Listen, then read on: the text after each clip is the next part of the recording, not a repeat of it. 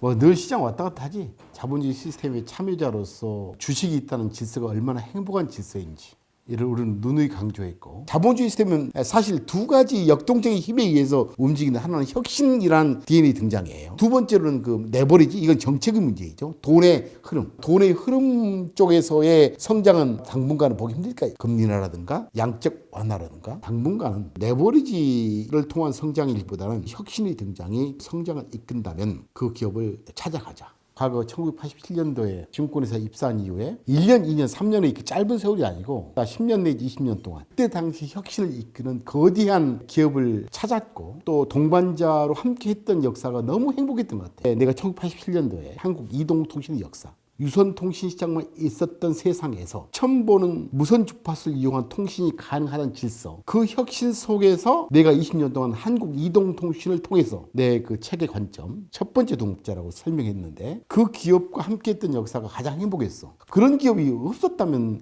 내가 어땠을까라는 생각을 하면서 당시대에 혁신을 아는 사람과 혁신을 모르는 사람의 차이는 굉장히 크다. 또 하나는 혁신이 없어서 못 볼 수도 있지만, 혁신이 있었음에도 불구하고 몰라서 또는 주식이라는 질서를 이해하지 못해서 그들과 함께하지 못했다는 것은 굉장히 슬픈 것 같아. 현재는 SK텔레콤이지. 그 다음에 2008년도에 우리 글로벌 리치투게더 펀드를 만들면서 가장 메인 종목이 바로 애플이 탄생이야. 애플이라는 엄청난 혁신, 아마도 혁신의 DNA는 우리가 늘 정했던 모바일 디지털 네트워크, 이 질서 속에서 혁신의 주동자인 애플과 함께했던 역사가 나한테는 또 하나의 즐거움이었다. 그게 지금까지 이어지고 있잖아. 앞으로 나한테 어떤 혁신의 DNA가 있고, 그 혁신의 DNA를 가져가는 기업이 누구이고, 그 기업이 주주가 된다면 얼마나 행복할까 라는 속에서 테슬라와 함께 하고 있지. 테슬라라는 그 고유명사의 관점이 아니고, 이런 혁신이 있느냐 없느냐를 빨리 알아채는 것, 그리고 그 혁신의 주동기업을 이해하는 것, 그리고 이해했다면 그들과 오래 함께하는 것은 굉장히 중요한 자본주의 시스템의 성공의 길이라고 보여져요. 우리 연초에 한번 살짝 그 테슬라에 대해서 얘기했지만, 내가 보는 자동차 산업의 DNA가 스마트 모빌리티로 업종 자체가 바뀔 것이다.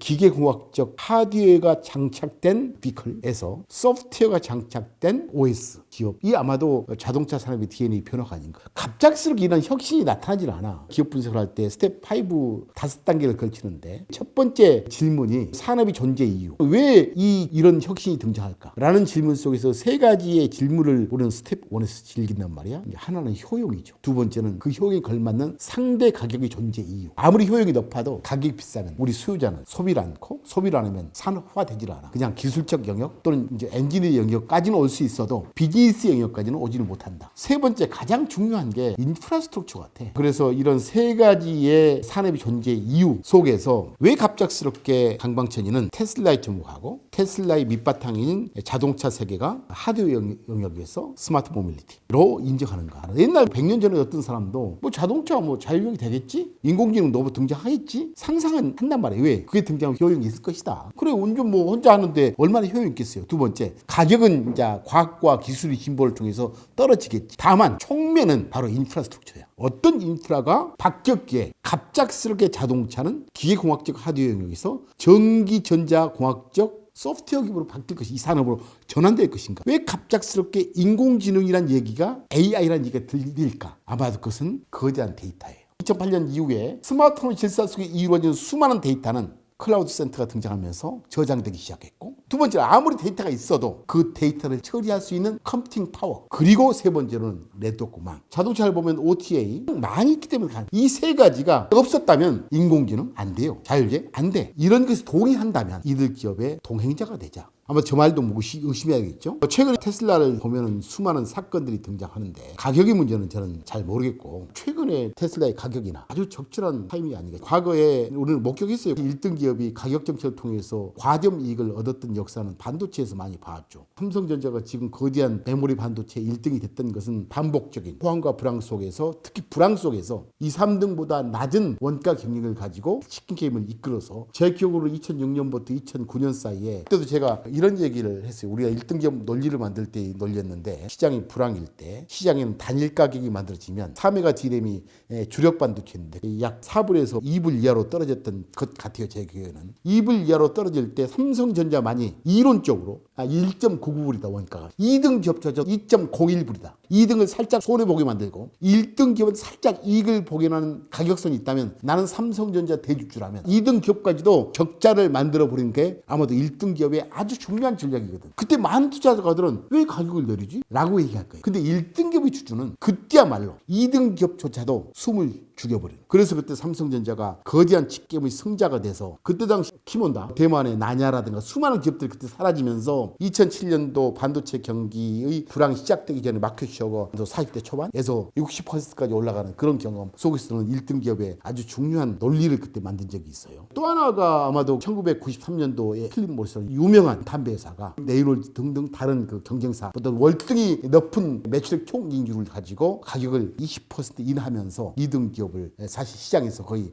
매길 못쓰게 하는 역사를 우리는 목격했고 애플조차도 1등 전략을 구사했던 때가 2007년 9월 초순 때 수많은 스마트폰 시장이 바로 등장하면서 커질 때였어요. 모토로라, 노키아 등등 회사가 스마트폰 시장에 같이 들어오면서 현재의 전기차의 등장했던 시장일 때 그때 영업이익률이 애플이 30대 중반 나머지 2등 회사가 20% 초반 이럴 때 막강한 원가 경쟁력을 가지고 애플이 그때 스마트폰을 30% 가격을 하루 사이 인하했던 적이 있어요. 그러니까 599불짜리 스마트폰을 399불로 그 다음날 주가가 하루에 25% 떨어지는 그러니까 사실 1등급의 주주라면 아주 멋진 전략이에요. 그런 것을 우리는 최근에 테슬라를 보면서 1등급이 얼마나 훌륭한 지위를 갖고 있는지에 대한 얘기를 하고 싶고 더 중요한 것은 테슬라는 하나의 혁신이 아니고 너무너무 많은 카테고리를 갖고 있다. 전기차 시장의 혁신 커브 하나가 시작됐다면 나머지는 에너지의 저장과 방전, VPP, 버추얼 파워플랜트, 전력 메커니즘까지 하는 혁신을 추구하는 하나 또 로봇 인공지능 로봇이에요. 이런 로봇도 있고 이런 로봇도 있겠죠. 챗 GPT라는 인공지능이 있을 것이고 테슬라가는 로봇이 있을 것이고 다른 회사 청소기 로봇도 있을 것이고 로봇이 굉장히 중요한 혁신의 하나일 것이다. 근데 인공지능 로봇의 본질이 뭘까라는 고민을 해보면 인풋은 두 가지예요. 전기 에너지와 데이터예요. 아웃풋은 뭐냐? 역학 에너지와 특정 목적의 기능이 나오고 역학 에너지, 힘이죠 힘. 챗 GPT는 로봇은 아니에요. 로봇이 개념적 정의로 노동력이란 것이기 때문에 로봇은 역학의 에너지로 나와야 돼. 그러니까 챗 GPT를 내가 무시한 게 아니고 그건 다른 영역이다. 인공지능 영역은 맞는데 둘 다 아웃풋의 관점에서 봐서는 로봇은 아니고 역학 에너지와 특정 목적의 기능을 수행하는 것. 이러한 점에서 나는 테슬라에 엄청난 가치가 있다. 왜냐하면 내가 좋아하는 FSD는 이론적으로 도로를 주행하는 인공지능 로봇이다. 전기 에너지를 싣고 거리에 있는 수많은 데이터, FSD를 통해서 데이터를 게더링하고 처리했던 기록이 1억 마일의 데이터를 잡아서 인공지능으로 처리해서 학습과 추론이죠.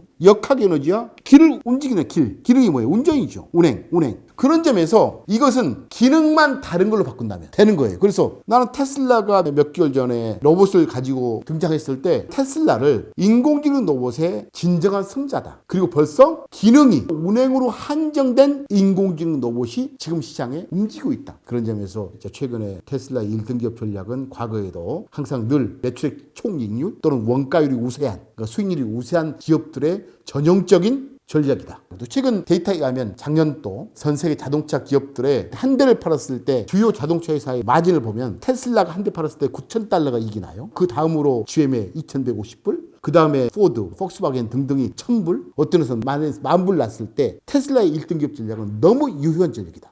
근데 이러한 전략이 앞으로도 가능할까? 혹시 가격을 더 이상 내릴 필요가 없을 정도로 테슬라의 그 생산량이 현재의 가격 인하로만 해도 만드는 것은 다 팔 수 있는 그렇다면 매출 증가율은 50% 되겠죠. 상해 생산 캐파가 120만 대, 기가베를린하고 기가텍사스가 금년에 부산에서 50만 대 수준, 프리몬트가 약 50만 대로 생각 200만 대인데 근데 생산 캐파보다 덜 팔려서 재고가 생기면 가격을 또 내리면 돼요. 또 내릴 수 있는 근거는 뭐냐? 일단 다른 회사와 다른 원가 경쟁력을 갖고 있는 게 첫째, 생산 공정의 혁신이에요. 다른 회사는 용접을 수백 번 하는데 기가플러스, 번네트도 1층이죠. 제조 공법의 혁신. 두 번째는 직판이에요. 판매 방식이 그러니까 테슬라의 가격 인하가 바로 고객한테가 이번에 5,000불, 3,000불 인하야? 그날 고객한테 가격 인하 가는데 전통적인 간판은 세일즈맨이 그 마진 하락을 먹어버릴 수도 있어. 세 번째로는 자동차 생산 원가의 상당분을 차지하는 배터리 내재화 문제, 그리고 또 FSD 같은 또 다른 소프트웨어를 무료로 줌으로써 나는 테슬라의 가격이나 정책은 아주 1등 기업으로서 너무너무 훌륭한 전략이고, 미래는 디자이너 고용하고 배터리 사와서 누가 만들어도 결국은 그 차에 OS를 어떤 거 써요? 라는 질문을 소비자 할 거예요. 나는 테슬라 FSD OS를 쓰고 있어요. 어떤 회사는 웨이모고,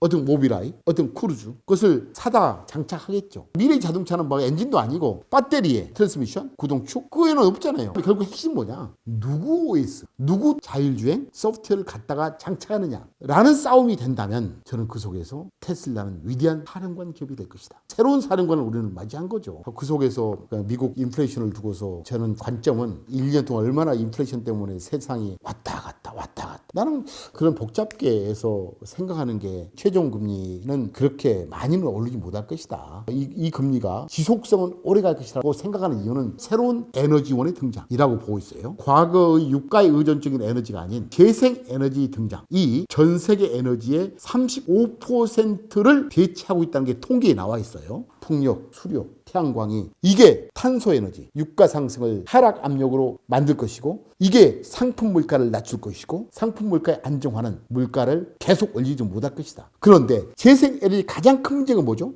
간헐성 에너지예요. 태양이 많으면 전기가 많이 생산됐다가 너무 많이 생산되면 버려버리는, 풍력도 마찬가지고. 그런데 현재 35%의 에너지 부담률인 재생에너지조차도 많은 부분의 에너지 저장을 못하니까, 에너지 저장 장치가 옆에 붙은다면 유가의 하락을 만들어낼 것이다. 실효적 에너지를 만드는 회사가 누구냐? 바로 테슬라예요. 작년에 테슬라가 3가지 에너지 저장 장치를 전 세계에 지금 뿌리고 있어요. 파워월, 가정용 에너지 저장 장치, 상업용 메가팩, 테슬라 자동차에 쓸려있는 100kW 배터리. 이 부분은 두 가지 방향에서, 하나는 전 세계적 유가를 하락으로 견인하는 굉장히 중요한 요체. 왜? 새로운 에너지원에서 버려버린 에너지를 여기 담을 수 있는 비크를 지금 뿌리기 시작했다는 거죠. 그러니까 우리가 사용하는 테슬라 전기차도 사실 에너지를 담고 있는 하나의 비클이다. 이 세 가지를 통해서 탄소 에너지 의존적인 경제 구조가 바뀌기 시작한 것에 불을 붙이는 거고, 또 하나는 테슬라 자체가 버추얼 파워 플랜트, VPP 사업이라죠. 담았던 전력을 방전하면서 저장됐으니까 필요할 때 전력을 주는 거예요. 그런 속에서 테슬라의 혁신을 보자. 그 말고도 수많은 서비스 매출이 있을 것 같아요. 테슬라 봄도 미국에서 지금 시행하고 있는데 작년 매출액이 약 3억 달러로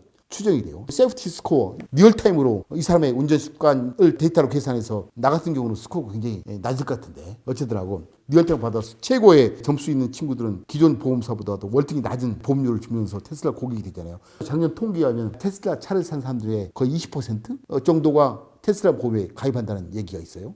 그게 작년 매출액이 3천억이고, 마지막으로 100조 좀 안 되는 거 아니에요, 연간 매출액이. 그리고 넷 인컴, 이 아마도 12조 달러면은 이익률이 15% 나와요. 전통적인 자동차 회사는 상당 부분이 재고예요. 대리점 있는 것도 자기 회사 재고에 잡혀요. 테슬라는 재고가 팔린 것은 바로 나간 거야. 판매 방식이 다르기 때문에. 작년에 토요타의 재무상태표를 보게 되면 재고 자산이 거의 50조 원. 그러니까 기존 회사 다른 얘기예요. 이 회사는 두 가지 점에서 PER을 넘진 않다. 왜? 재고 자산이 많아요. 두 번째, 이 회사는 계속 투자를 해야 돼. 새로운 모델을 만들어야만 해. 그럼 캐펙스가 계속 있어요. 그럼 이익 중에서도 실제로 주주가 현금할 수 있는 이익은 낮아요. 테슬라는 매일 OTA로 소프트웨어 기반형 회사이기 때문에 업데이트 시키면 새로운 차가 되는 거예요. 그러니까 새로운 모델로 사람을 꼬실 필요가 없어. 해봤자 이번에 뭐 사이버 트럭? 모델을 별로 만들 필요 없어. 그 의미는 뭐예요? 캐펙스가 다른 전투기 회사보다 훨씬 낮다는 거지. 여러분들이 앞으로 100년을 더 산다 해도 여러분 당대에 혁신 기업을 4-5개 발견할 거예요. 그러면 한 개 기업당 10년, 20년